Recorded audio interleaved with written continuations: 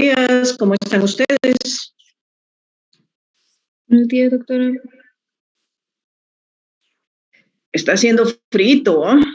Sí, doctora, ahora sí está haciendo bastante frío en la noche y en la madrugada. Está tremendo esto, bueno, pero ni modo. Miren, primero, anuncios. Las compañeras que tienen que presentar hepatitis y cirrosis van a hacer la presentación el lunes de la próxima semana, porque cirrosis va a ser un tema mucho más corto, entonces van a tener tiempo para presentar los dos temas. Además, algunas personas que desarrollan hepatitis pueden desarrollar cirrosis posteriormente, algunas, porque hay cirrosis por muchas otras causas. Esa es la razón por la cual vamos a ver unidos esos casos. Bueno, ahorita vamos a empezar con el tema de hepatitis. ¿Alguna duda, alguna pregunta, algún comentario antes de empezar?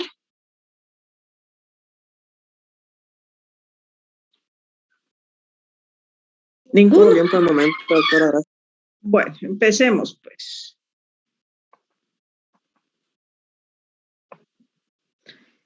Bueno, vamos a definir la hepatitis viral aguda como la infección por un virus que va a producir inflamación a nivel del hígado y esta puede o resolverse espontáneamente o puede persistir en el cuerpo y cronificarse.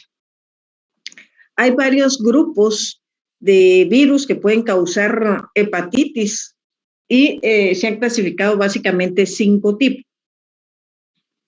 Entre ellos, como ustedes pueden ver, tenemos la hepatitis A, B, C, D y E, pero también hay otros virus que la pueden causar, entre las cuales tenemos los citomegalovirus, el virus del Epstein-Barr, el herpes y los parvovirus. Por lo tanto, siempre va a haber una gran variedad. Es importante tipificar el virus que la está produciendo porque de eso puede depender la evolución que los pacientes pueden tener. ¿Cuáles son las características generales, independientemente del virus que esté infectando el hígado en ese momento? Pues va a haber una necrosis e inflamación a nivel hepático. Eso va a hacer que el cuerpo haga una reacción inmunológica bastante grande de tipo citotóxico y para esto van a intervenir las células T. Ahí vamos a tener participación de la CD4 y la CD8. Además va a haber una gran liberación de citocinas proinflamatorias y toda esta reacción va a hacer que haya una toxicidad bastante grande y eso puede causar que haya un daño hepático posterior, independientemente de que se elimine o no se elimine el virus. Pero hay algo de tomar en cuenta. A veces la reacción inmune de las personas es tan grande, pero tan grande, que va a matar a las personas. A eso se le denomina hepatitis fulminante. Y puede haber hepatitis fulminante en cualquier tipo de hepatitis, pero la A veces no es tan frecuente que haya, pero no quiere decir que la vamos a excluir porque sí hay algunos casos en los cuales sí daña totalmente el hígado. En los casos en que es factible hacer, se puede hacer un trasplante hepático, pero no es la mayoría de los casos en sí. Ahora, si el cuerpo no tiene las suficientes armas inmunológicas para reaccionar al virus, este se puede cronificar y las personas van a pasar, bueno, viviendo con una hepatitis crónica. Vamos a tener básicamente 4 fases en la hepatitis, que la primera es la incubación, la fase preictérica. Hay algunas personas que van a tener una hepatitis anictérica. Eso quiere decir que nunca van a tener sintomatología o simplemente nunca van a tener ictericia, Posteriormente vamos a tener la fase ictérica, en donde ya se va a presentar la mayoría de sintomatologías y alteraciones a nivel de laboratorios, para posteriormente pasar a una fase de convalescencia. El anticuerpo que vamos a encontrar cuando es una infección aguda es el IgM. Esta microfotografía electrónica es una belleza. Fue tomada y publicada en julio 11 del 2021. Y lo que miran ustedes acá, ¿sí?, es un CD8, básicamente, que se está abriendo camino a través de la matrix extracelular, que ustedes saben que está formada por colágeno en el hígado, para poder llegar hasta donde está el virus y poderlo eliminar. La verdad es que hasta el 2021 fue que se logró demostrar cómo es que los linfocitos CD8 llegan a los lugares donde se encuentra el virus, y eso lo hacen abriendo ciertos tipos de canales a través de la matriz extracelular. Para diagnosticar la hepatitis, pues vamos a tener varias pruebas. Tenemos las pruebas hepáticas, pruebas diagnósticas de primera línea, pero estas van a ser dependiendo del virus de la hepatitis que haya. Y tenemos las pruebas diagnósticas de segunda línea. Eso lo vamos a ver más específicamente cuando miremos cada una de los tipos de hepatitis. ¿Cuáles son las características clínicas que va a tener? Pues lo que quiero que ustedes miren acá es básicamente que el periodo de incubación va a variar dependiendo del tipo de hepatitis que sea, porque puede ir desde 14, desde la hepatitis C, 15 de la A, hasta 30 días en la hepatitis D. Entonces, la incubación puede variar, y también puede variar porque miren, aquí va a llegar de 15 a 45, y aquí va a tener una media de 60 a 90 días. Entonces, el virus es muy variable y durante varios tiempos la gente puede estar infectando. También el comienzo en algunas va a ser agudo y en otras puede ser gradual. La transmisión, eso sí, es sumamente importante. Y el virus de la hepatitis A y de la hepatitis E va a ser fecal oral. ¿Eso qué quiere decir?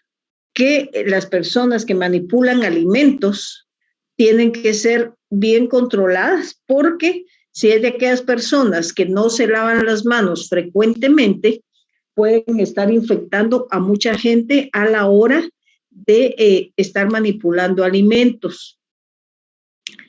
Otros tipos de hepatitis, como la B, la C y la D, pueden tener transmisión percutánea, transmisión perinatal y transmisión de tipo sexual.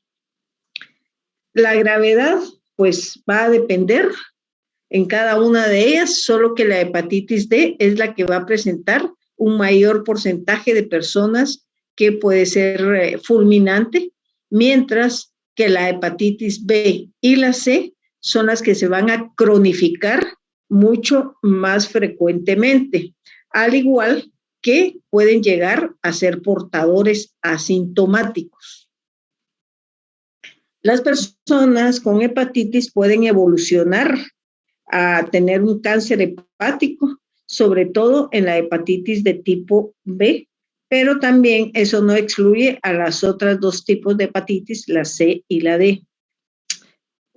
Puede haber una profilaxis, sobre todo para el virus de la hepatitis B, y tratamiento, pues hay varios tratamientos, tanto para la hepatitis B como para la hepatitis C. Hasta hace un tiempo la hepatitis C se daban antivirales más interferón durante 1 o 2 años para tratar de controlar el virus. Ahora ya hay un tratamiento que está muy bueno, lo único es que aquí en Guatemala es sumamente caro, y la mayoría de las personas, si no tienen IX, no lo pueden pagar, a menos que, oigan esto, la gente lo mande a traer afuera, porque si lo pueden mandar a traer incluso a la India, ahí tiene un costo de 2,000 y pico de quetzales, comparado con los 30, 40,000 quetzales que puede costar aquí en Guatemala.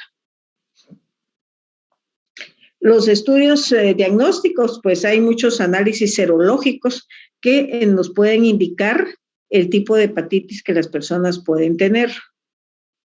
Bueno, antes de pasar a cada uno de los tipos de hepatitis, ¿alguna duda hasta ahorita? Compañeras, compañero. Pues creo que no, licenciada, de doctora, perdón. Bueno, ok. Entonces vámonos con la hepatitis A. La hepatitis A es un picornavirus, pero suele transmitirse generalmente por vía fecal oral o de persona a persona por los alimentos o bebidas contaminadas con heces. Aquí tenemos una microfotografía electrónica donde podemos ver los virus de la hepatitis. Y aquí vamos a ver básicamente algo que es bien importante, por favor. Las semanas desde el contagio hasta que la persona puede resolver este cuadro. Y aquí lo tenemos, miren, más o menos en la segunda semana va a empezar ya a sacar el virus de la hepatitis por las heces. Más o menos ahí va a empezar a elevarse la IgM. Ojo, IgM es para enfermedades activas, ¿sí? Y esta IgM va a ser contra el virus de la hepatitis A y posteriormente, cuando empieza a bajar el grado de infectibilidad o la infección por la hepatitis, va a empezar a subir la IgG. La IgG lo que nos va a indicar es que el paciente tuvo hepatitis, pero que en ese momento ya no lo tiene y va a permanecer durante mucho tiempo antes. Mientras que la IgM lo que nos va a indicar es que en ese momento el paciente tiene una infección activa. ¿Les queda eso claro, compañeras y compañeros?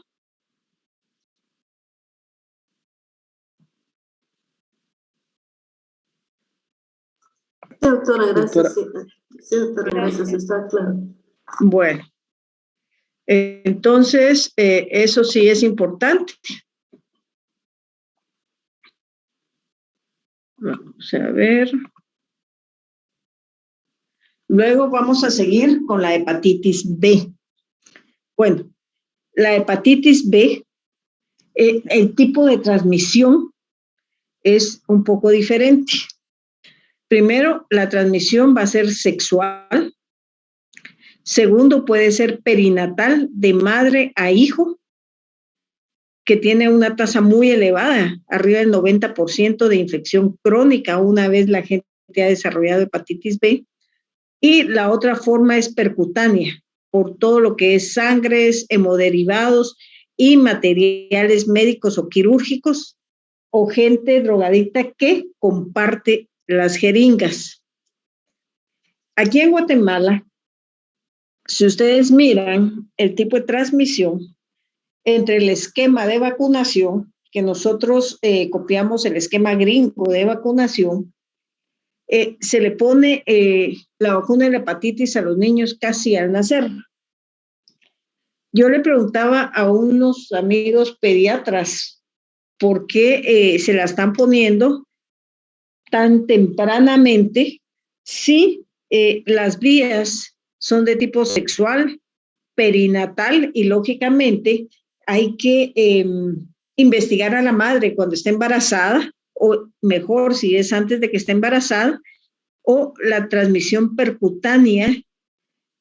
Cuando alguien se va a poner un hemoderivado, generalmente ya ha llevado toda una serie de exámenes para descartar que pueda tener este tipo de contaminación la sangre. Y él me explicaba que básicamente es porque es un esquema gringo y en Estados Unidos la tasa de hepatitis perinatal es muy alta. Y como en Guatemala no tenemos mayores porcentajes, entonces simple y sencillamente pues se está usando el esquema gringo para vacunar aquí a todos los niños, ignorando realmente la tasa de transmisión perinatal que se puede tener. ¿Cuál va a ser básicamente el periodo? Pues, no, hombre, aquí me regresé. Vamos a tener poblaciones de riesgo, prevalencia alta en personas como en Estados Unidos, ¿va? Contactos sexuales con personas con hepatitis, gente que haya usado droga, bueno, actividades sexuales, internos de instituciones correccionales, pero es básicamente por o drogadicción o porque tienen actividades sexuales altas, ¿no? Pacientes con VIH, básicamente gente, aquí sí es bien importante, gente que se somete a hemodiálisis, porque puede haber una contaminación ahí con los pacientes renales o gente que se somete a tratamientos inmunosupresores. El estar embarazada no es un riesgo per se, pero el riesgo es tener relaciones con personas que tengan el virus de la hepatitis B o que tengan necesidad de hemotransfusiones, básicamente. Las características clínicas de este va a ser una incubación de 30 a 180 días con una media de 60 a 90. El comienzo puede ser gradual. Básicamente, como ya les había dicho, la transmisión es percutánea, perinatal y sexual. En algunos pacientes puede haber una gravedad bastante grande. Puede llevar a un cáncer hepático, sobre todo si la infección se adquirió en la vía neonatal. Y si hay una vacuna para este tipo de pacientes. Aquí tenemos esquematizado básicamente las semanas desde que empiezan. Aquí viene siendo básicamente cuando se infectan, empieza a subir el antígeno y este antígeno va a permanecer activo por varios tiempos. Miren la línea azul. Y cuando ya este empieza a bajar, van a empezar a subir los anticuerpos específicos contra anti-ABS, pero también pueden empezar a subir alrededor de la 5ª semana para alcanzar el pico máximo alrededor de la 13ª o 14ª semana. Y pues ahí la gente empieza a tener defensas y puede ir resolviendo el caso.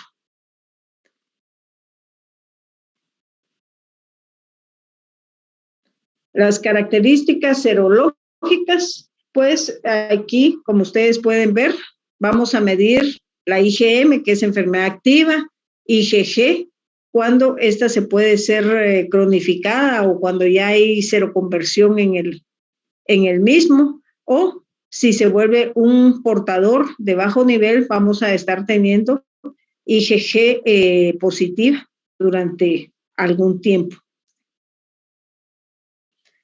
La prevención, pues simplemente el estilo de vida que estas personas deben de tener, no compartir ninguno de los artículos que pueden usar para su limpieza, sobre todo cepillos dentales, máquinas de afeitar, peines, porque puede haber pequeñas gotas de sangre que se pueden liberar en el momento, sobre todo si es un cepillado muy brusco o hay inflamación a nivel de las encías o las máquinas de afeitar que a veces se se cortan, no donar sangre, si tienen relaciones sexuales, pues hacerlo con un preservativo, etc.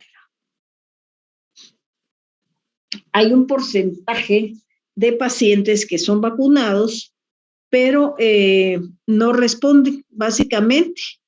Y entre ellos tenemos, ojo, gente fumadora, gente obesa y de edad avanzada. ¿Por qué de edad avanzada? Porque después de ciertos años empieza a declinar el sistema inmunológico. Alrededor de los 40, 50 años el sistema inmunológico empieza a bajar y llegando a los 80 años ya se ha visto que hay prácticamente una parálisis de la respuesta inmunológica. Entonces, a estas personas les va a costar más responder ante cierto tipo de infección.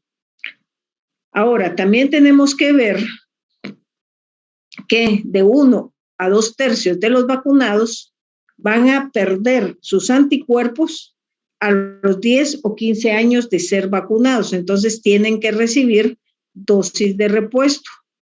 Y otras opciones que se tiene también para subir la inmunidad es aplicación y coadministración de citocinas para elevar el sistema inmunológico de estas personas. Entre ellas tenemos el interferón gamma, tenemos la IL-12 que nos puede ayudar básicamente. Bueno, el pronóstico es que la hepatitis fulminante es más frecuente en este tipo de pacientes, pero la incidencia realmente es poco, es del 0.1%, y tienen que tener algunos factores asociados y algunas cepas de virus que pueden ayudar a que esta evolución sea más grave.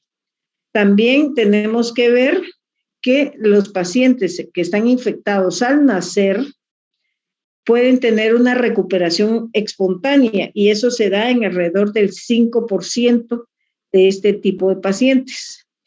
Mientras que en los pacientes adultos se va a resolver del 95 al 99% de los casos. O sea, de un 1 a un 5% se pueden cronificar o pueden fallecer en el transcurso de la infección.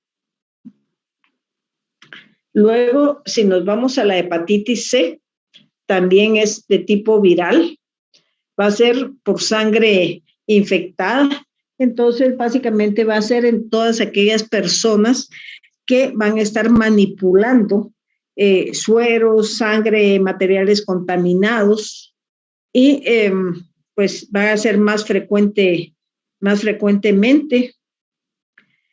Hay un factor de riesgo que muchas veces no se va a encontrar entre el 10 y el 30% de los casos de las personas con hepatitis C.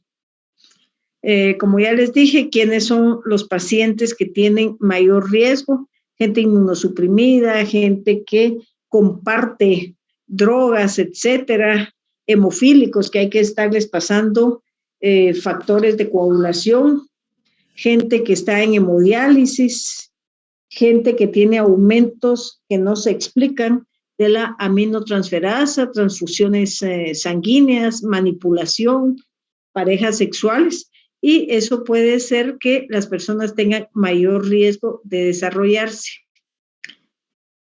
La incubación va a tener una media de 50 días, el comienzo es gradual, puede dar a cualquier edad, y el tratamiento pues básicamente son antivirales y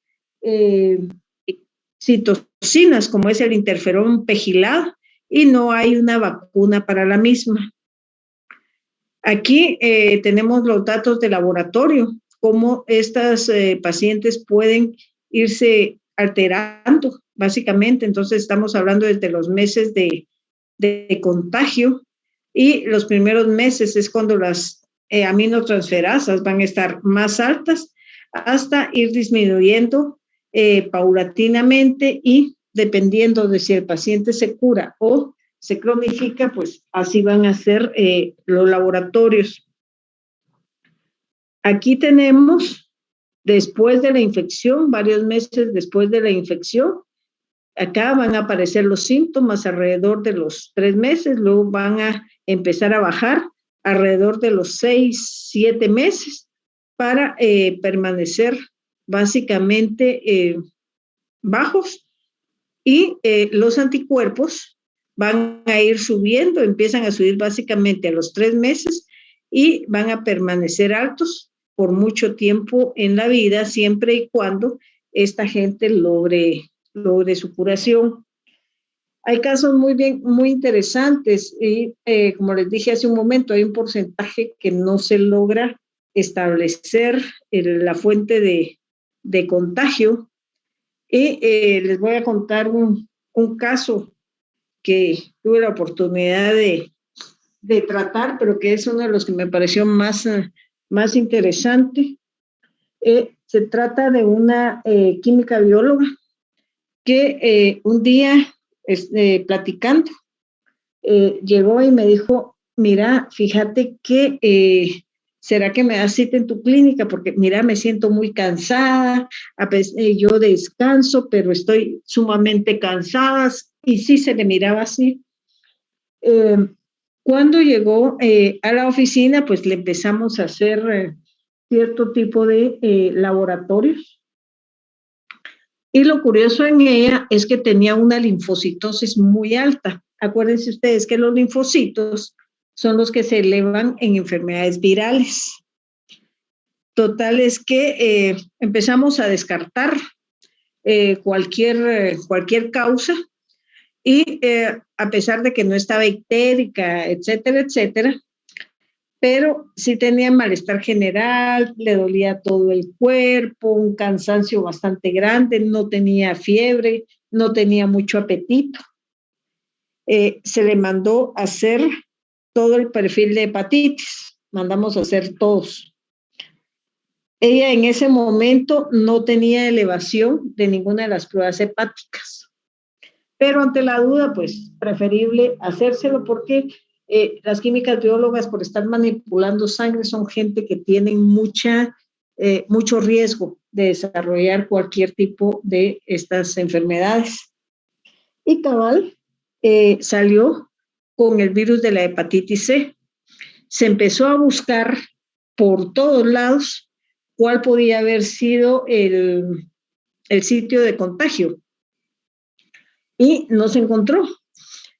Se empezó a pensar que podía ser una gastroscopía a la cual ella se había sometido hacía un tiempo, pero difícilmente podía ser por ahí, porque estos aparatos son muy bien desinfectados previo a volverlos a usar con otra persona, pero nunca se puede decir que realmente no podía ser ahí.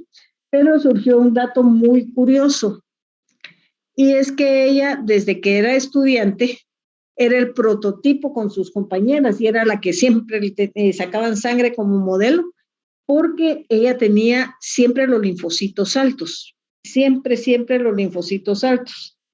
Entonces nos fuimos a buscar un poco más atrás, y entre la historia de su papá es que había tenido hepatitis, pero nunca se confirmó qué tipo de hepatitis había tenido.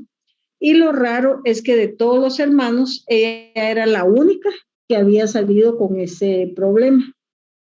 Y entonces hasta ahorita todavía persiste la duda de dónde fue que ella se contaminó, si fue algo perinatal, y durante muchos años ella estuvo viviendo con esto, o si realmente se contaminó con la gastroscopía, o en algún momento cuando estaba haciendo su trabajo como química bióloga, aunque ella me decía, no, es que yo siempre uso guantes y tomo todas las medidas, etcétera, etcétera, etcétera. Es uno de los casos típicos en los cuales no se logra saber qué fue lo que pasó. Actualmente, pues a ella ya se le considera curada, porque ya todo está indetectable. Bueno, nos vamos con la hepatitis D o hepatitis delta. Esta hepatitis tiene la característica, ¿sí? De que la hepatitis B solo puede transmitirse a los pacientes que sufren infección aguda o crónica por el virus de la hepatitis B, ¿sí? O sea, para poder tener una hepatitis D, tienen que haber tenido una hepatitis B previamente. De lo contrario, no puede clasificarse como hepatitis D. Se ha visto que puede ser una coinfección, básicamente, contra ellos. Y pues esta puede ser grave, puede ser fulminante o puede cronificarse. Su incubación, como ya les dije, es variable. Su comienzo va a ser gradual o agudo. Va a ser transmisión percutánea, perinatal o sexual. Esta sí, si ustedes se dan cuenta, del 5 al 20% de los pacientes cuando se infectan pueden morir. El pronóstico pues puede ser favorable o se pueden cronificar. Y la profilaxis se da básicamente con la vacuna del virus de la hepatitis B. ¿Por qué? Porque un paciente con hepatitis D nunca puede tener este tipo de hepatitis si antes no tuvo la B. Y si se vacuna a estas personas y no llega a tener la B, pues entonces se está evitando y se toma como profilaxis, y los tratamientos, pues también estamos viendo que es una de las citocinas que pueden darse. Luego nos vamos con la hepatitis E. En la hepatitis E, por favor, ojo con lo que les voy a decir. Hay básicamente 5 genotipos. Solo una pregunta. ¿Sí? En la anterior, la hepatitis D, entonces significa que es como una doble contaminación. Puede ser una coinfección. Ah, ok, gracias. En la hepatitis E, como les decía, ojo, hay 5 genotipos. El genotipo 1 y 2 van a afectar exclusivamente al hombre. Y los 3, el genotipo 3 y 4, van a ser de origen porcino, pero también pueden infectar al hombre. ¿Y por qué es importante esto? ¿Sí? La principal ruta va a ser oral fecal. El genotipo 2, que es exclusivamente humano, pues en América Central está, en África, etcétera, ¿no? Y ahí se va por contaminación con los alimentos. Pero, ojo, el genotipo 3 y 4, que son de origen porcino, están en los cerdos.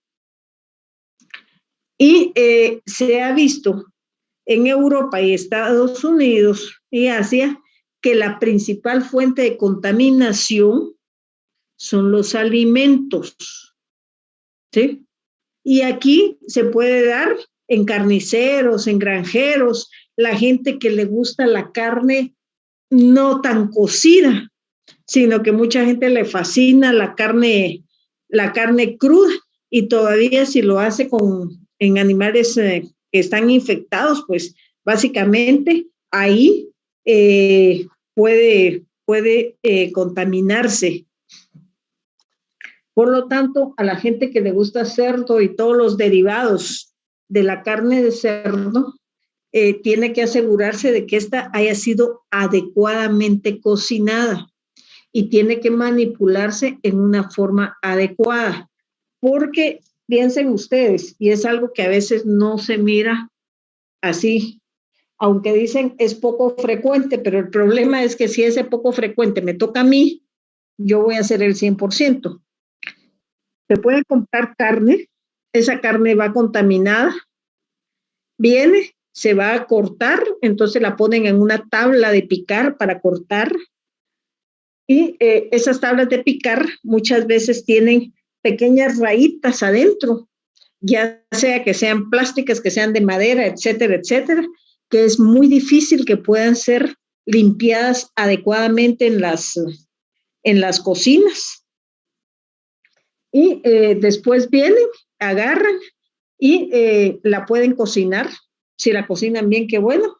si no la cocinan bien, pues ya tienen una fuente de transmisión.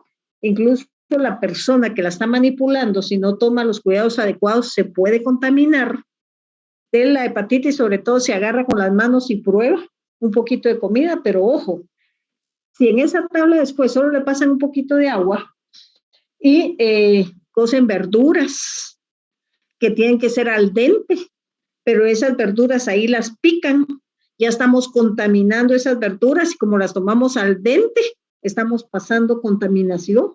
O se corta fruta y se le pasa a la persona, también estamos pasando una gran contaminación.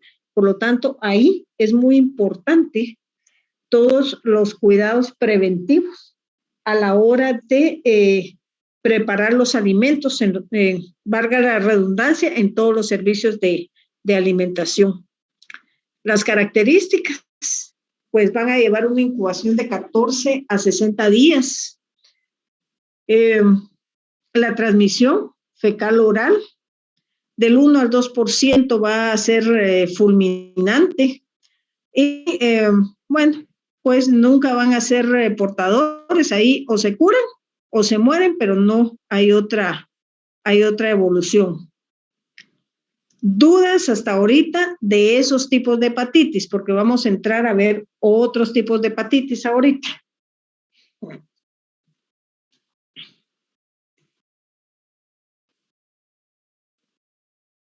Compañeros. Ahora sí. Doctora, una consulta. Entonces, también es importante uno cuando compra carne en el mercado, digamos, que esa carne también vaya bien cocida y bien lavada, ¿verdad? Porque ahí también tienen venta de porcino, entonces puede tener también contaminada. Exactamente, y como en nuestro medio no hay precisamente el mejor control en los rastros o en todos los lugares de venta, es mejor tener todas las precauciones. Y alguien me decía, ay, ni qué preocuparse, si es poco el porcentaje. El problema, como les decía, es si ese porcentaje le toca a uno. ¿Sí? O si ese pequeño porcentaje están en un servicio de alimentación y se va a ir a un montón de gente, y ese montón de gente, como el periodo de incubación es largo, se va a la calle y ahí puede empezar a contaminar a otras personas. Y si es del interior, muchas veces ni cuenta se da.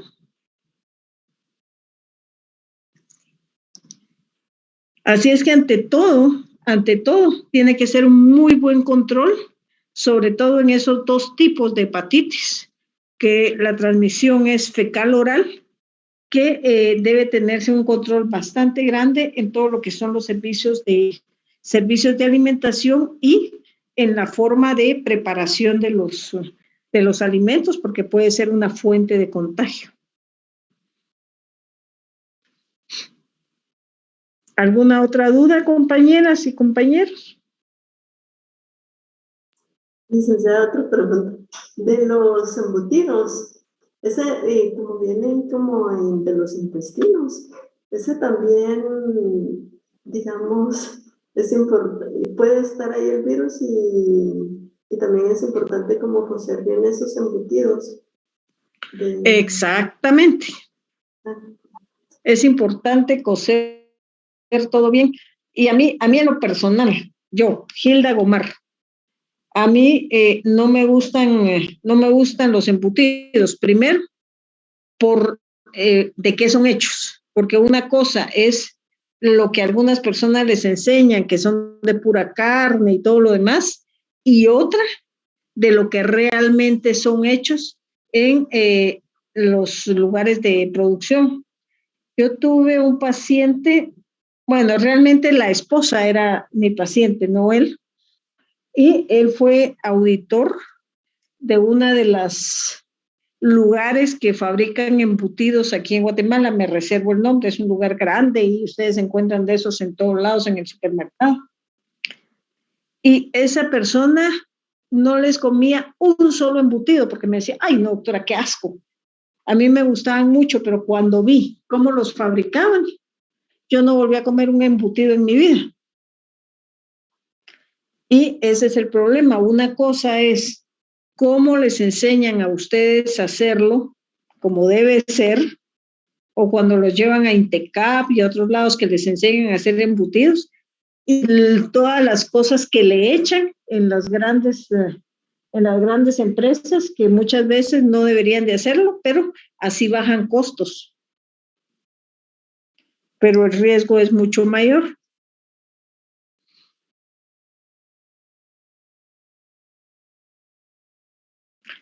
¿Alguna otra duda?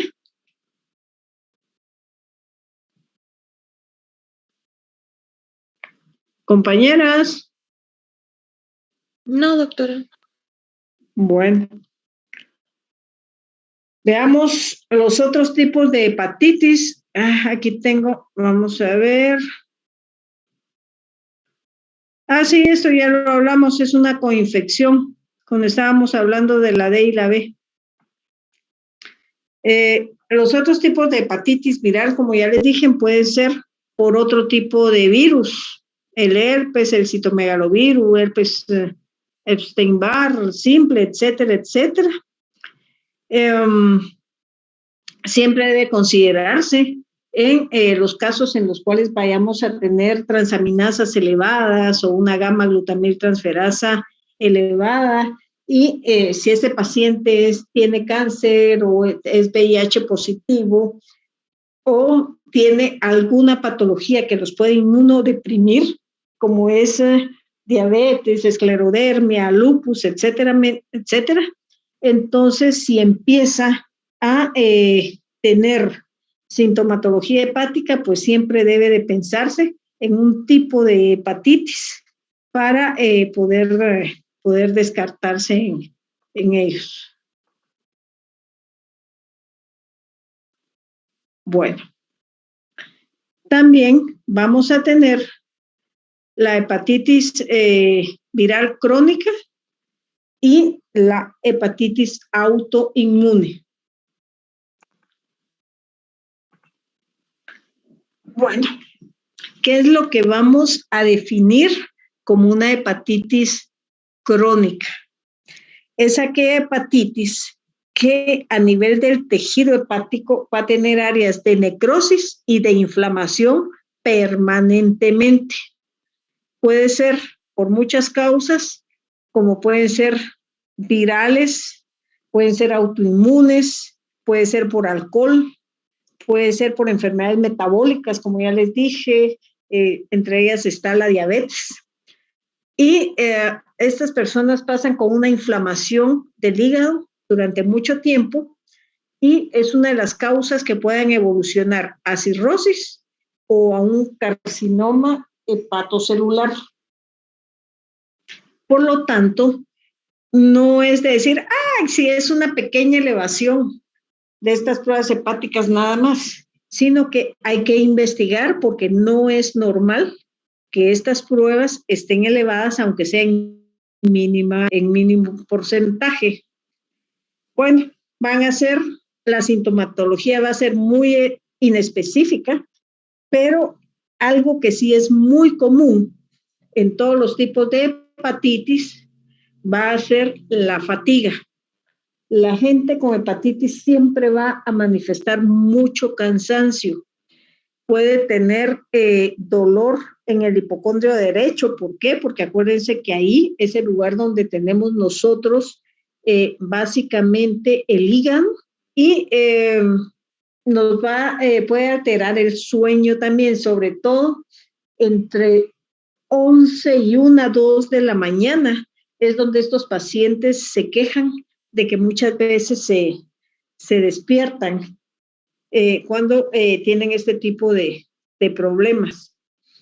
¿Cómo vamos a hacer el diagnóstico? Pues haciendo las pruebas hepáticas y empezando a buscarlos, porque todo aquello que no se sospecha, no se busca, y si no se busca, puede pasar desapercibido el diagnóstico en estos pacientes. ¿Qué otra sintomatología puede haber? Pues anorexia, náusea, pérdida de peso, debilidad muscular, El prurito es por depósitos de bilirrubina a nivel de la piel. Se pone la orina más oscura, que es lo que llamamos coliuria, y se puede poner la persona ictérica. ¿Cómo vamos a hacer el diagnóstico? Pues básicamente Doctora, vamos a... disculpe, ¿qué dijo que era el prurito? El prurito puede ser en este paciente, no en todos los casos, ¿sí? En este. Puede ser por depósito de sales biliares en la piel. Pero el prurito puede ser por múltiples causas, pero en el paciente con daño hepático, esa es una de las causas principales. ¿Quedamos claras en eso o claros? Sí, gracias, doctora. Vale. Entonces, ¿cómo vamos a hacer el diagnóstico? Pues vamos a ver las pruebas hepáticas que van a estar alteradas, básicamente. Y también es importante hacer las inmunoglobulinas. Como ustedes ya saben, tenemos la A, la E, la M, la D, etcétera, etcétera. Y pueden encontrarse básicamente elevadas en estos pacientes o pueden ser normales. Vamos a encontrar las citoquinas proinflamatorias alteradas también. Y en estos pacientes puede haber una fibrosis. ¿Cómo vamos a diagnosticar una fibrosis? Pues lo vamos a hacer con un fibrotest. En Guatemala realmente hay solo una máquina para ver si hay o no hay fibrosis. Y así podemos evaluar cómo está el hígado y vamos a empezar a ver también otro tipo de productos que se producen en el hígado, como es básicamente la albúmina sérica.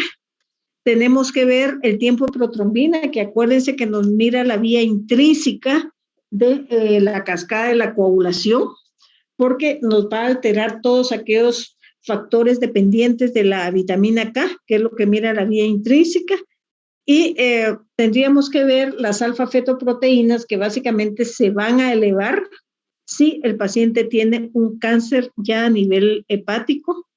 El factor reumatoideo, que se va a alterar no porque la persona tenga un problema reumático, sino por la inflamación per se. Y podríamos ver también la proteína C reactiva. Bueno, ¿dudas de esto antes de pasar a la hepatitis autoinmune?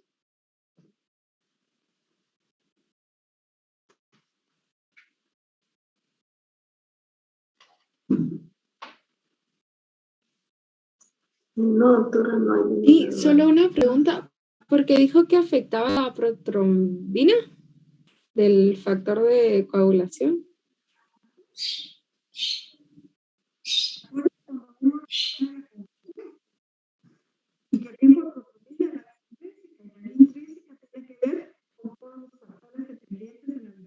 Perdón, no sé si solo soy yo la que no escucha. No, no se escucha. No, bueno, ok, ¿sí escuchan bien ahorita? Ahora sí, gracias. Bueno, sí, lo que te explicaba es que se hace porque estamos evaluando la vía intrínseca de la coagulación, es la que nos va a dar el tiempo de protrombina. Y la vía intrínseca tiene que ver mucho con los factores dependientes de vitamina K, y que son producidos a nivel hepático. Y la vía extrínseca, acuérdense de lo que vimos el semestre pasado, es el tiempo parcial de tromboplastina. Entonces ahí es cuando tenemos que diferenciar unas cosas de otras. Gracias. ¿Alguna otra duda, compañeras? Les aconsejo que vayan a revisar coagulación sanguínea, su clase del año pasado, porque aquí es donde empieza a tomar importancia todo esto. Bueno, hepatitis autoinmune es una inflamación crónica donde las personas empiezan a formar autoanticuerpos, ¿sí? Empiezan a formar anticuerpos contra ellas mismas. y se van a encontrar concentraciones elevadas en el suero de inmunoglobulinas séricas. Se van a asociar con procesos autoinmunes, como es el lupus eritematoso, la esclerodermia, etcétera, etcétera, etcétera. Se va a presentar entre los 15 y los 25 años. No podemos descartar otras enfermedades como son la esclerosis múltiple, la esclerosis lateral amiotrófica, etcétera, que son procesos autoinmunes. Pero esto se va a presentar sobre todo entre los 45 y 60 años de edad y sobre todo más frecuentemente en las mujeres. El cuadro va a ser muy grave y si no se trata rápida y adecuadamente va a progresar a una hepatitis fulminante y la persona básicamente va a fallecer.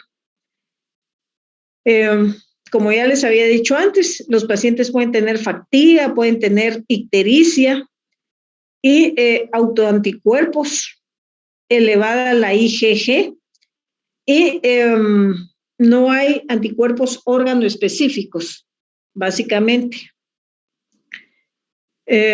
Otras de las cosas o de los laboratorios que vamos a encontrar alterados son los ANAS o anticuerpos antinucleares, que es lo mismo. Los anticuerpos antimúsculo liso, porque se empieza a atacar al músculo que tenemos. Los antirreceptores de asialoglucoproteínas y la antiacitina, básicamente. Vamos a tener la hepatitis autoinmunitaria de tipo 2, que ahí vamos a tener anticuerpos antimicrosómicos. Uno, vamos a tener hepáticos, anticuerpos hepáticos, renales, anticitosólicos, básicamente. Las ANAS o anticuerpos antinucleares y antimúsculo liso. Básicamente se va a hacer el diagnóstico por una biopsia hepática porque la elevación de muchos de estos puede orientar también a otras enfermedades y el diagnóstico realmente se va a hacer por patología a la hora de una biopsia hepática. El tratamiento pues va a ser con inmunosupresores para poder controlar ese ataque que se está haciendo el paciente a su propio cuerpo. Bueno, antes de pasar a hepatitis por sustancias tóxicas y hepatitis por fármacos, ¿tienen alguna duda?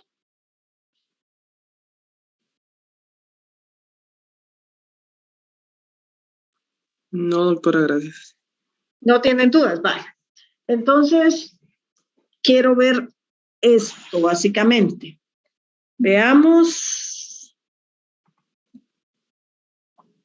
Lucía Sánchez. Lucía. Sí, doctora. A ver, ¿cuáles son los tipos de virus que están en el cerdo? Si no estoy mal, son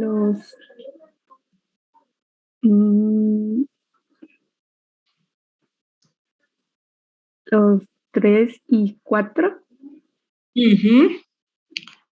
Exactamente. A ver, Julia Arenales, ¿qué tipo de hepatitis va a ser de transmisión fecal oral?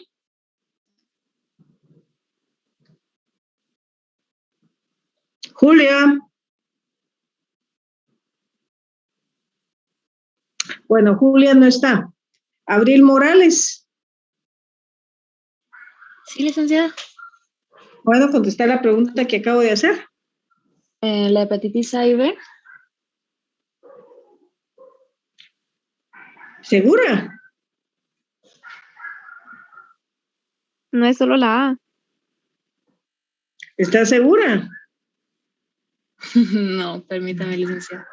¿Estás poniendo atención? Solo la A. Sí, es que tenía apuntado que al inicio de la clase había mencionado también la B, pero ya en mis notas de la hepatitis A solo tengo ahí la transmisión fecal oral. Bueno, ¿qué otro tipo de hepatitis? Bueno, aquí ya me la respondió Victoria. Compañeras, por favor, vuelvo y les repito lo que les dije al inicio del curso. Ustedes tienen un programa. En ese programa están los temas que se van a tratar. Lo ideal es que ustedes repasen los temas antes para que cuando estemos en la exposición de la clase, entonces vengamos y aclaremos dudas.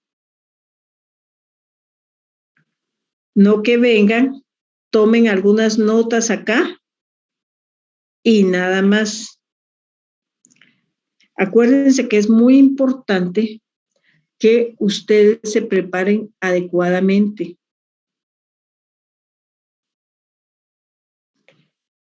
Porque Dios no lo quiera, alguna persona llegada a ustedes, que ustedes les tengan mucho cariño, etcétera, etcétera, llega a enfermarse, es ideal que ustedes la puedan tratar de la mejor forma posible. Y vuelvo y repito algo que les he dicho a lo largo del curso. Si yo tengo un hígado que está inflamado, que tengo todas las citoquinas proinflamatorias elevadas, entonces tengo que empezar y buscar alimentos que me vayan a contrarrestar eso. Y no darle alimentos que me los van a inflamar más. Pero con una base técnica, con una base científica, no solo porque me lo dijeron. Acuérdense de algo bien importante. El que no sabe es como el ciego. Aunque tenga las cosas enfrente, jamás las va a ver. Y menos aún les va a dar importancia. Porque si no lo saben, si no lo conocen, pues, ¿qué importancia le puedo dar yo a lo que no sé?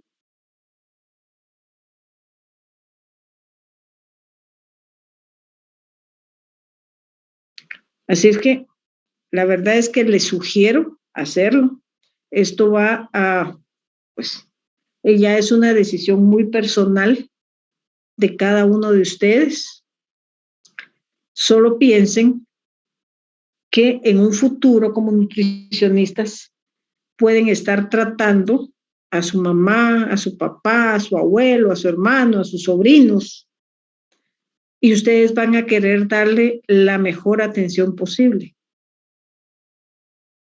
Y esa atención, esa mejor atención posible, solo la van a poder dar si ustedes realmente han estudiado a conciencia, no para ganar un examen, porque ganar un examen realmente es fácil. Hay 1000 formas de ganar un examen. Para mí los exámenes básicamente son requisitos que tienen que pasar, porque yo estoy firmemente convencida que no siempre la mejor nota va a ser la mejor profesional. Porque hay gente que no tiene notas excelentes, pero es una gente que razona, que analiza y que pone en práctica muchas de las cosas que ha aprendido bajo todo el sustento científico. Hay gente que tiene notas altísimas, pero no puede razonar, no puede analizar y a veces no puede tomar decisiones. Pero hay gente también que tiene notas muy altas y que también es muy capaz tomando decisiones, analizando, etcétera. Pero lo que les trato de decir no es la nota lo que va a hacer que ustedes desarrollen muchas capacidades. Eso lo va a hacer la dedicación que ustedes tienen y el poner en práctica muchas de las cosas que pueden analizar y abarcar a la hora de ver un paciente de una enfermedad, abarcar muchas de las clases que ustedes están viendo y ser capaces de integrarlas.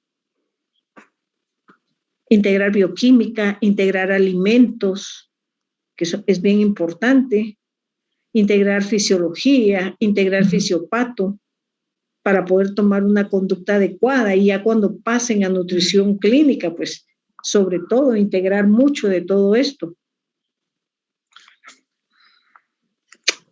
Así es que es mi consejo, ustedes deciden, porque cada quien sabe qué es a lo que se va a dedicar y realmente cómo quiere hacerlo. Bueno, pasemos a hepatitis por sustancias tóxicas y fármacos.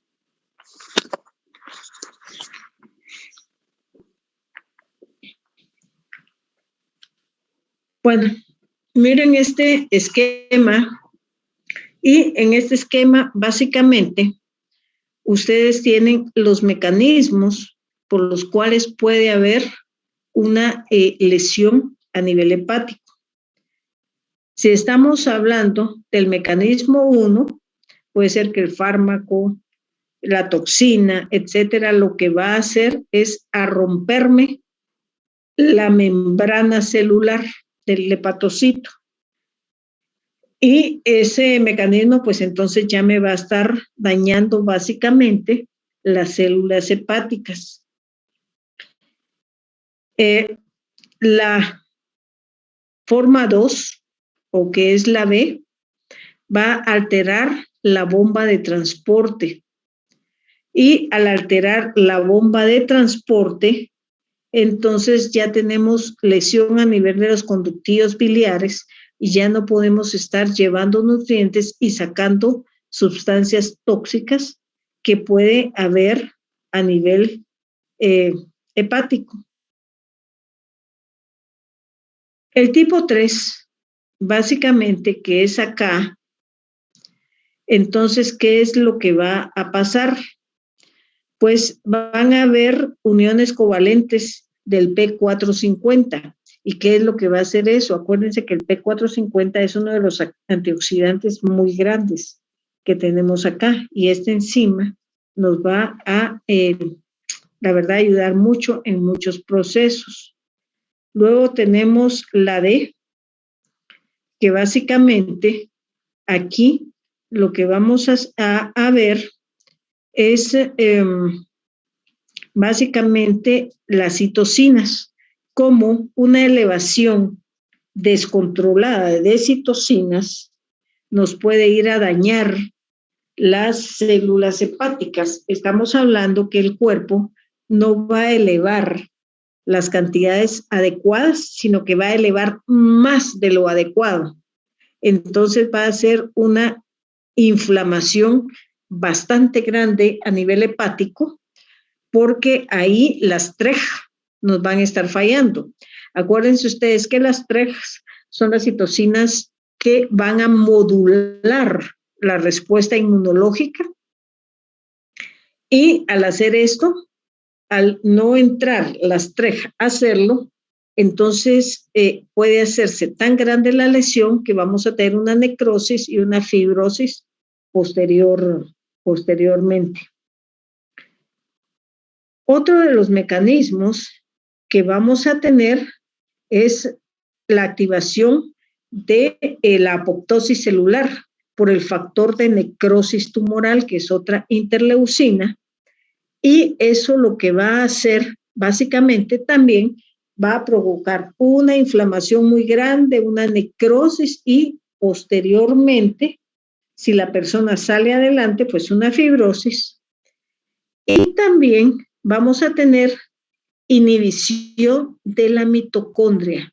Y acuérdense que si tenemos básicamente una inhibición a nivel del funcionamiento de las mitocondrias, estamos hablando sobre todo lo que es el ATP y todo lo que es la energía para el cuerpo. Vamos a tener algunas características básicamente de las lesiones tóxicas o inducidas por los fármacos. Si ustedes se dan cuenta, vamos a tener, dependiendo de el medicamento o la sustancia que lo está haciendo, vamos a tener desde necrosis hasta inflamación, colestasis y colestasis sin inflamación. Pero algo que a mí me preocupa mucho siempre es el paracetamol. Mucha gente está tomando paracetamol increíblemente. Y vino a sustituir mucho al acetaminofén. Entonces la gente está tomando mucho de esto, pero miren, nos puede causar una necrosis y el periodo de latencia es corto. Las dosis que pueden ser son de 8 gramos, todos juntos. Y cada tableta tiene 5 gramos. No, perdón. Cada tableta que estamos tomando es de 500 miligramos. Entonces, si nos estamos tomando 2 tabletas cada 6 o 8 horas, nos estamos tomando de 3 a 4 gramos día. Es la mitad de la dosis tóxica que puede causar una necrosis fulminante en las personas. Otra de las cosas que puede ir causando problemas de colestasis es el uso de anticonceptivos orales, que hay mucha gente que los está usando y va dañando poco a poco su hígado. Y ahí pues vamos a tener problemas. Lo otro, pues este es un tipo de anestesia, isoniazida, se va a usar en pacientes con tuberculosis, básicamente. Y yo les he estado hablando de las biopsias hepáticas. Bueno, aquí les voy a mostrar básicamente una biopsia. Solo déjenme que regrese para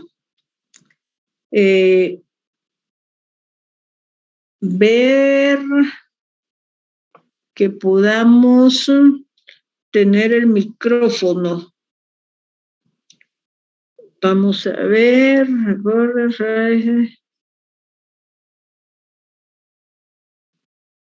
Compartir sonido. Ok.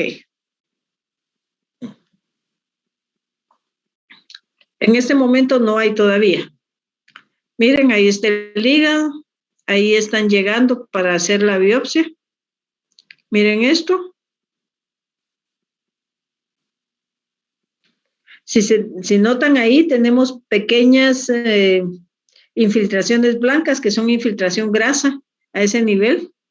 Miren lo que están haciendo ahí. Están cortando un pedazo de hígado y luego se va a quemar para cauterizar y parar el sangrado.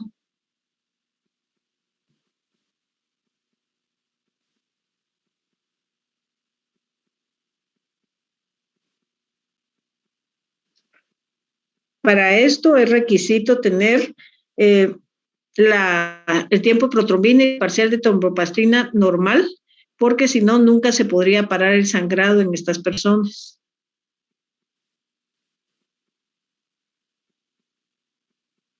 Entonces, nuevamente vamos a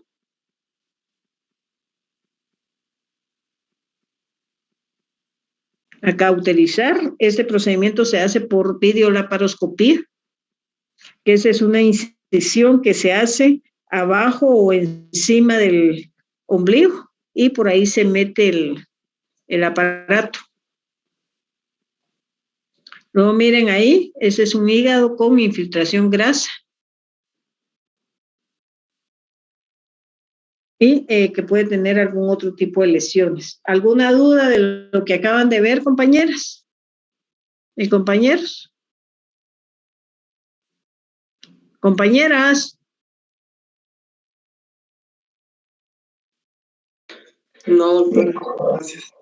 ¿No tienen duda? Vaya. Bueno, les voy a presentar un caso que la verdad es que ha sido muy interesante y básicamente lo voy a hacer por los exámenes de laboratorio y estos son a través del tiempo, los laboratorios. Miren esto. A ver. ¿Qué tipo de prueba es este? Esta que está acá. A ver, como yo ya asumo que ustedes se fueron a estudiar, ¿qué es esto? A ver, cuéntenme, ¿esta prueba qué es?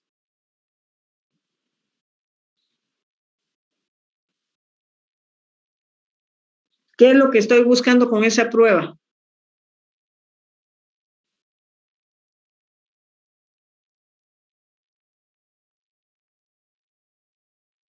Ninguno. Miren, es fácil, si aquí mismo lo dice, es anticuerpos contra la hepatitis A, que están elevados. Y acá también tenemos anticuerpos contra la hepatitis A, solo que tenemos IgG. ¿Qué quiere decir eso? Que el paciente estuvo en contacto con el virus de la hepatitis, pero que en este momento no la tiene. No es antígeno, esto es anticuerpo. Miren acá, IgG. Si fuera algo activo, sería IgM. Bueno, sigamos.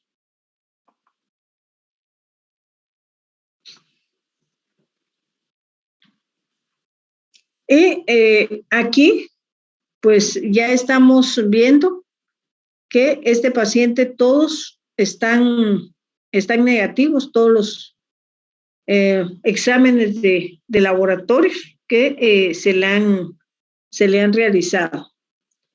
Ahora miremos esto. ¿Qué les llama la atención en esta hematología?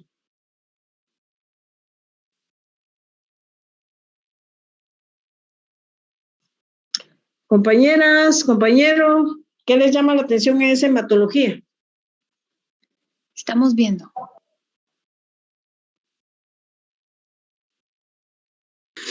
Que tiene una elevación de los glóbulos rojos y también en el recuento de glóbulos blancos hay una... A ver. No, perdón, no, miento, no. Estaba leyendo mal, interpretando mal por la doble columna de... Yo puse adrede esto. Mira, entonces ustedes dijeron si lo puso, tiene que estar alterado, pero si te das cuenta tiene 457 y está dentro del rango de 404 a 548. Sí, es que yo tomé solo el rango superior, yo di como que... O sea, no, mejor dicho, vi el rango superior como que fue el resultado, pero ¿sí? lo leí mal, mejor dicho. Oh, sí, va. Entonces, ¿cómo tenemos los glóbulos blancos? Dentro de lo normal, está dentro de lo normal. Normal, perfecto. ¿Cómo tenemos los neutrófilos? Igual dentro del rango normal. Ajá, ¿y cómo tenemos los linfocitos? Dentro del rango normal igual. Ajá, entre comillas, perfecto. todo está dentro de la normalidad. Perfecto, ok.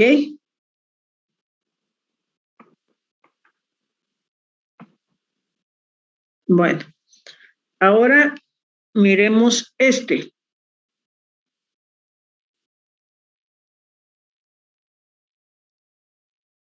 ¿Qué miran ustedes ahí?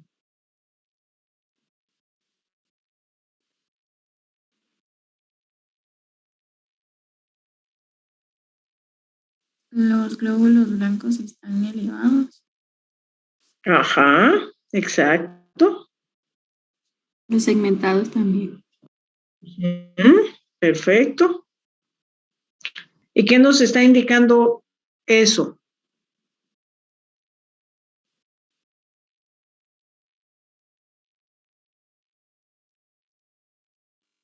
Los segmentados que hubo infección viral. ¿Está seguro?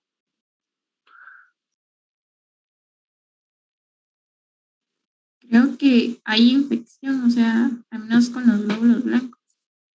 ¿Pero qué tipo de infección? ¿Viral o bacteriana? Bacteriana. Bacteriana, perfecto. nos está inclinando hacia una infección bacteriana. Veamos esto.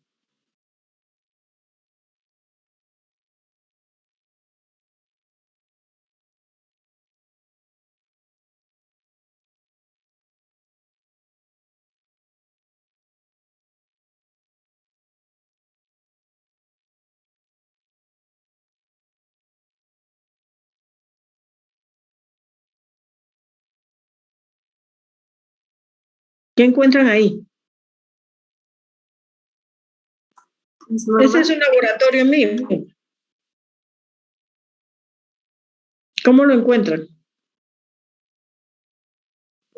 Laboratorio normal.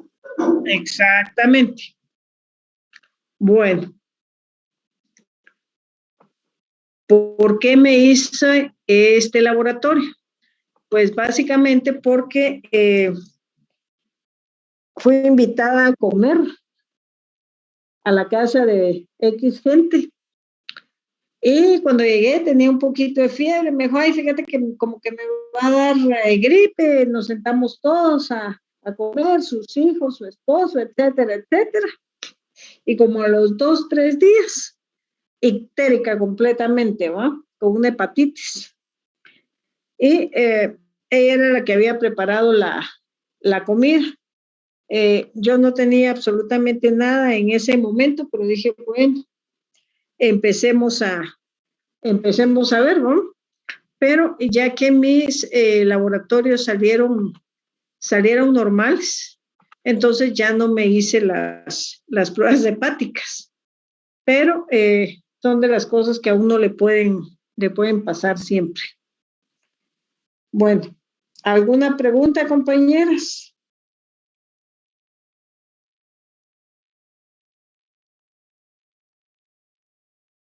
Yo tengo más que todo una consulta. Por ejemplo, en la hepatitis B, de que puede llegar a cirrosis, ¿verdad? Muchas veces. ¿Qué tratamientos, o sea, nutricionales se debe de dar a estas personas? Porque yo he visto que, por ejemplo, les quitan el gluten, muchas veces les quitan los tratan a veces como pacientes diabéticos porque pueden llegar a tener diabetes, pueden llegar a tener insuficiencia renal, todo este problema. Entonces, como ¿qué recomendaciones uno le puede dar a estos pacientes nutricionalmente? Bueno, para empezar, el gluten se lo van a quitar solo si el paciente es intolerante o alérgico al gluten, porque por la hepatitis no hay ninguna indicación de quitar el gluten. Si estamos hablando de la glicemia, lo que pasa es que acordate que el metabolismo de la glucosa se lleva a cabo a nivel hepático.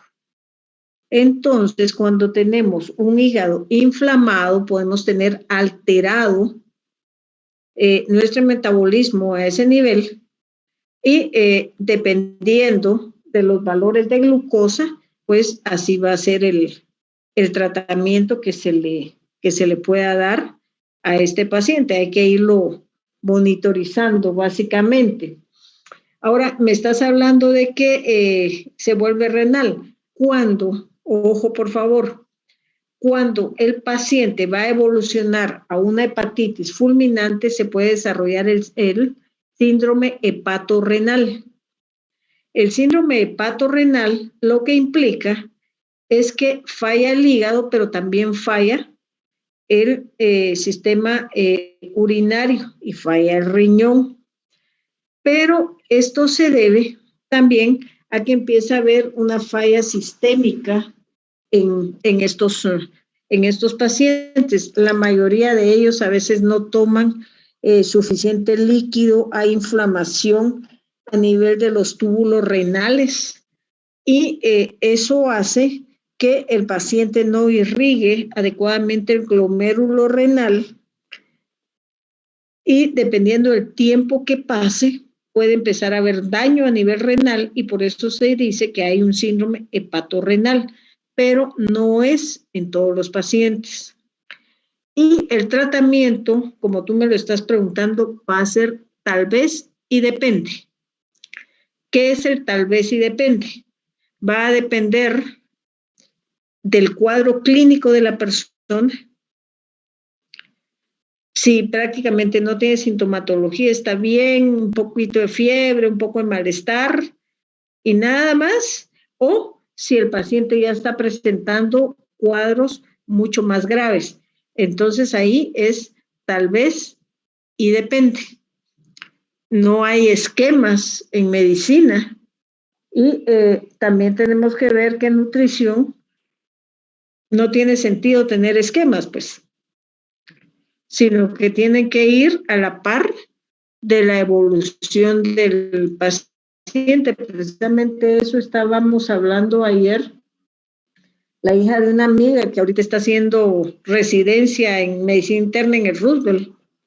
Y ella me decía que se estaba, realmente hasta ahorita se estaba metiendo poco en ver algunas indicaciones nutricionales que le estaban dando a sus pacientes, pero que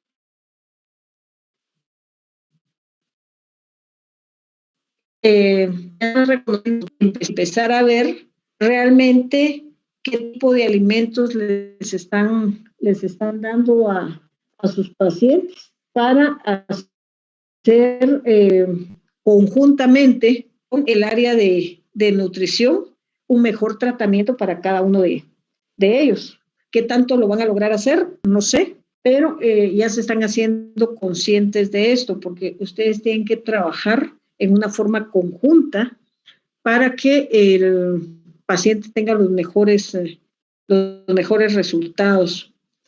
Hace unos años de todo aquel paciente con hepatitis,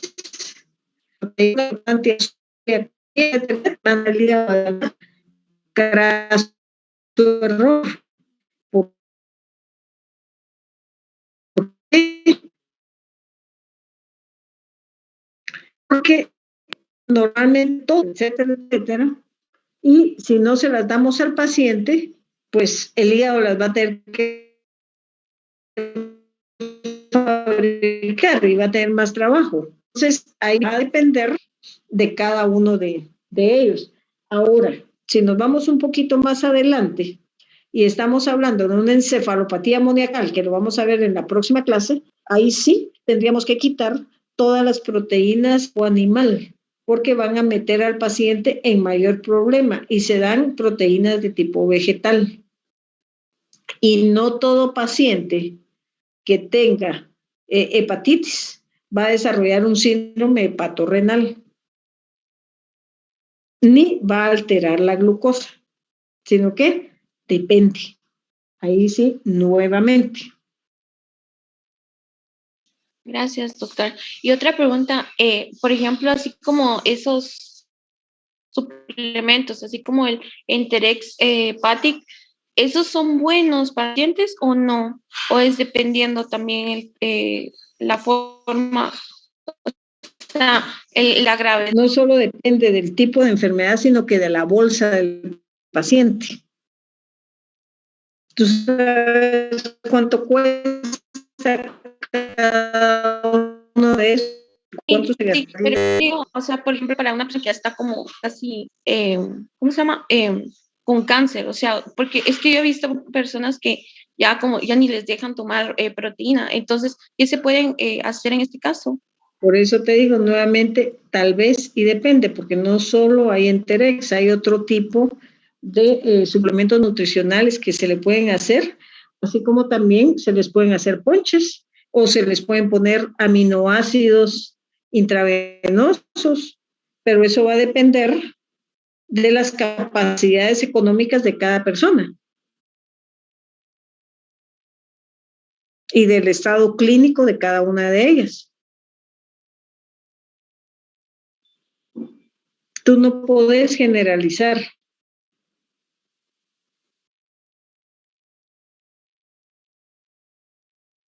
Gracias, doctora. ¿Alguna duda? Doctora, yo tengo un comentario más o menos duro. que, por ejemplo, en la hepatitis C, que es asintomática, llega a presentar sintomatología ya en su forma grave, o puede ser así como su amiga que no, pues que no era.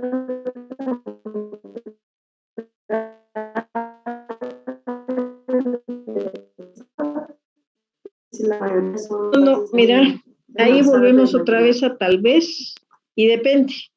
Hay mucha gente con hepatitis C que puede pasar asintomática por mucho tiempo y cuando se da cuenta es porque ya tiene una fibrosis bastante grande, pero todavía hay mucho que hacer. Como les digo, hay medicamentos. Esta química bióloga que yo les dije, tuvimos una experiencia muy interesante porque el gastroenterólogo que la empezó a ver en el ICS ya le estaba ofreciendo un trasplante hepático porque ella tenía ya el 55% del hígado fibrosado.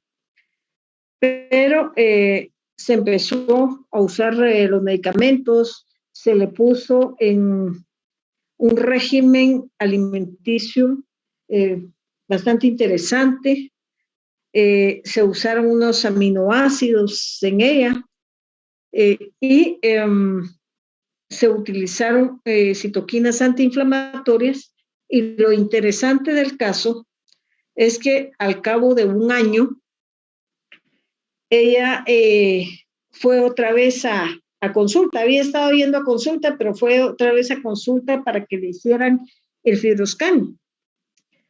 Y su fibrosis hepática había bajado increíblemente. Cuando llegó nuevamente a hacer eso, ya solo tenía un 10% de la fibrosis. Este gastroenterólogo no lo podía creer y pidió que volvieran a hacer el FibroScan y volvió a tener el mismo resultado. Ella siguió bajo este mismo régimen y regresó otra vez a hacerse otro FibroScan un año después.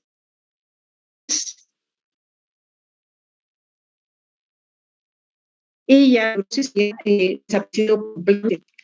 Y ahí fueron dos cosas básicas que se utilizaron con ella. Primero las citoquinas y luego el tipo de alimentación que ella tuvo, porque se usaron ciertos suplementos, se usaron aminoácidos individuales y se puso una dieta lo más natural posible, evitando colorantes, conservantes, saborizantes artificiales. Y por lo tanto bajamos la inflamación desde el punto de vista de alimentos también, y la evolución fue muy, muy interesante. Es por eso que les digo que en medicina todo es tal vez y depende, ¿sí? Depende en qué estadio esté el paciente, depende del estado físico del paciente en ese momento, depende de la evolución clínica, depende de los resultados, depende de muchas cosas, cómo vamos a enfocar el tratamiento, y vuelvo y repito, tiene que ir de la mano con el nutricionista, ya que el único beneficiado al final de cuentas, si se hace algo así, es que el paciente va a tener una mejor evolución.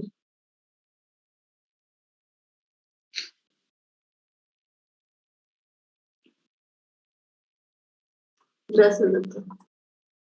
¿Algún comentario?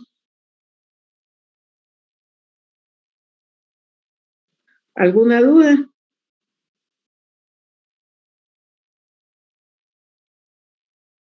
Bueno, compañeras y compañeros, si no tenemos comentarios o dudas, tienen tiempo para ir a comer algo.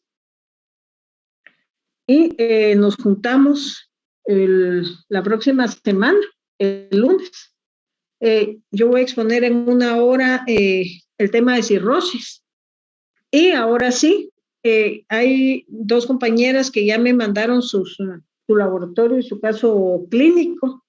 El día de hoy voy a contestarles Y vamos a ver las otras compañeras que manden, porque no han sido los dos grupos, para presentarlo el día lunes. ¿De acuerdo?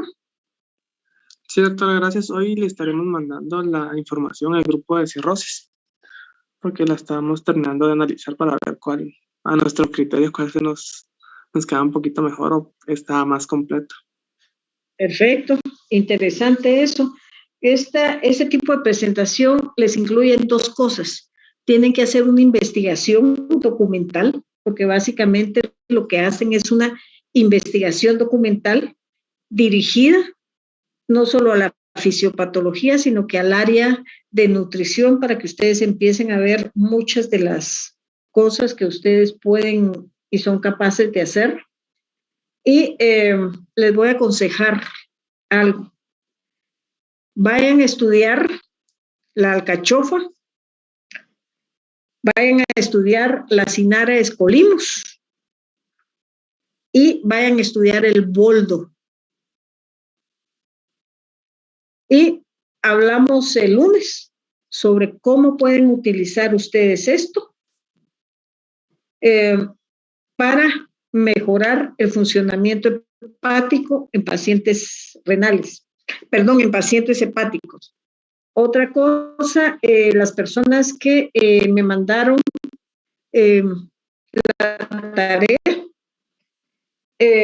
uno de los dos alimentos está muy bien abordado en algunos casos, porque otras me mandaron jugo y lo que se pidió no era jugo, ¿sí? Y la otra no encontraron realmente el calostro como alimento, sino que me lo mandaron como suplemento. Y ustedes como nutricionistas, lo que tienen que manejar son alimentos. Y el calostro es algo muy interesante. De hecho, en el hospital de Antigua tienen la calostroterapia, por si no lo sabían. Y están utilizando en algunos pacientes el calostro como terapia. De hecho, tienen unas presentaciones muy interesantes. La que le interese, está la doctora Karina, que es neonatóloga. Ahí también está la doctora Patti Cuyún, que trabajó durante muchos años ahí. Ahorita ya no está tanto trabajando en esa área de neonatología, pero sí se está utilizando ya. Y esa es una de las razones por las cuales se las dejé. Karina Hernández, no Karina Monterroso.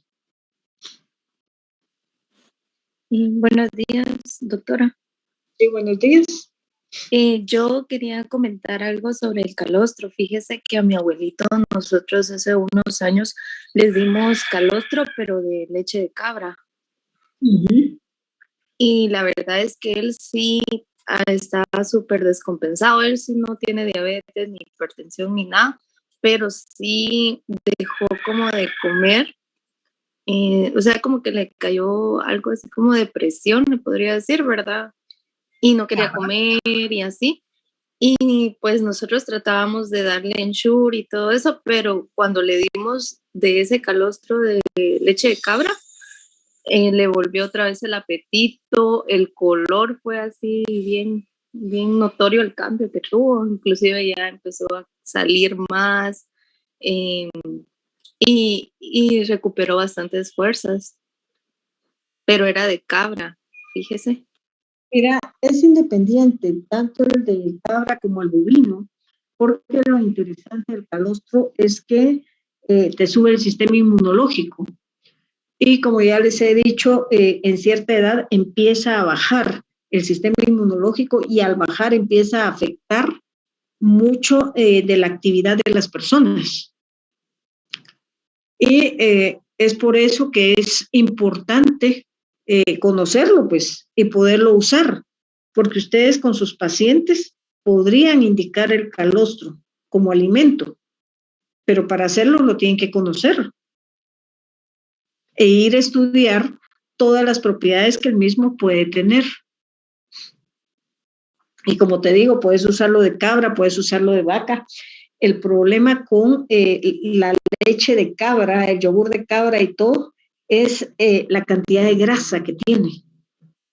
Y que algunas pacientes, después de cierto tiempo de estarlo usando, empiezan a presentar hiperlipidemias. Pero sí, eso no quiere decir que el calostro de cabra sea muy bueno. Claro que lo es. Y gracias por compartir. Y como les digo, esa es una de las razones por las que yo se lo dejé, que lo fueran a buscar. Pero realmente fueron pocas las personas que manifestaron interés en hacerlo. Es una lástima porque al realizar la búsqueda hubieran aprendido muchísimo. Y de eso se trata. Buenos días.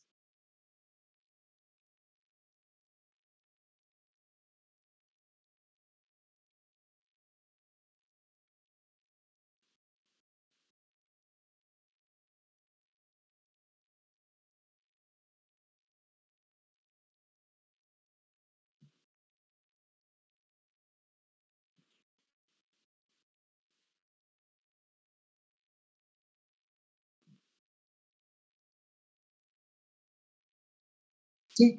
No, el asunto es que el calostro no hace muchos años, pero sí hace años que empezaron a estudiarlo.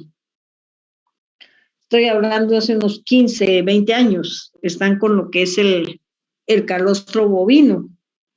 Y sí hay información y hay artículos científicos sobre la parte inmunológica del calostro. Incluso en algunos lados están vendiendo el calostro como que si fuera factor de transferencia, pero el factor de transferencia es otra cosa completamente diferente al calostro.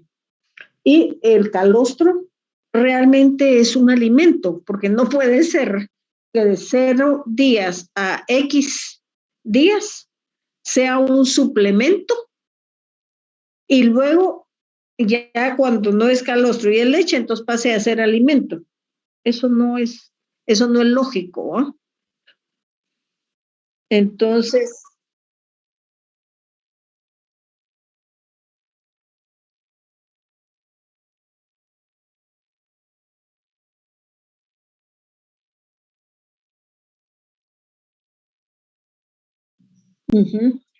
sí, pero el objetivo de esto es que ustedes fueran y estudiaran.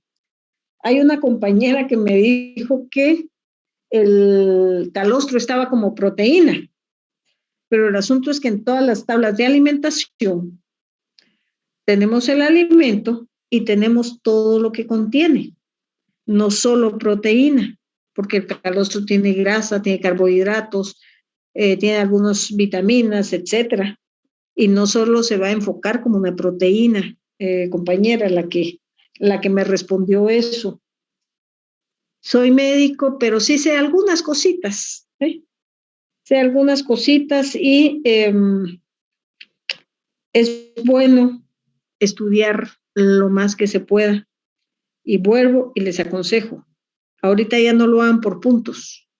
A la gente que mandó y lo que está bien, pues les voy a asignar su punteo, pero la que no lo hizo, estúdielo de todas formas porque van a ganar mucho, van a aprender mucho y ustedes tienen que manejar los alimentos. Esa es su medicina, ese es un machete, los alimentos.